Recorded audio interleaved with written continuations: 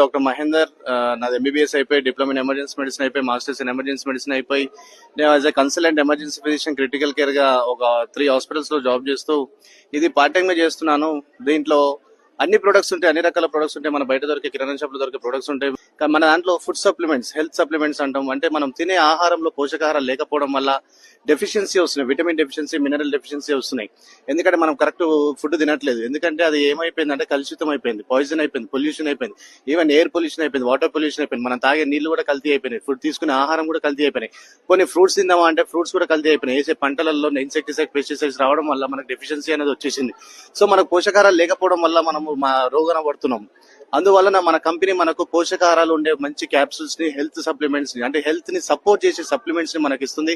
అవి వాడడం వల్ల మనకు హెల్త్ అనేది ఇంప్రూవ్మెంట్ అవుతుంది, బీపీ కంట్రోల్ అవుతుంది, షుగర్ కంట్రోల్ అవుతుంది, థైరాయిడ్ కంట్రోల్ వస్తుంది. ప్రెగ్నెన్సీ పిల్లలు పుట్టని వాళ్ళు, అంటే పెళ్ళైనాక కూడా పిల్లలు పుట్టకుండా కొన్ని సంవత్సరాల నుంచి ఏడ్చే వాళ్ళు ఉన్నారు, బాధపడే వాళ్ళు ఉన్నారు. అలాంటి వాళ్ళకి కూడా మన దగ్గర ఉన్న వెస్టీజ్ లో ఫుడ్ సప్లిమెంట్స్ చాలా వర్క్ చేస్తున్నాయి. వాళ్ళ పిల్లలు కూడా పుట్టే అవకాశాలు ఉన్నాయి.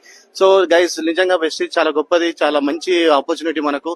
దీంట్లో వాడుతున్న ప్రొడక్ట్స్, ఏ ప్రొడక్ట్స్ అయినా కూడా చాలా హెల్తీకి మంచిది, వెల్త్ కూడా సంపాదించుకోవచ్చు.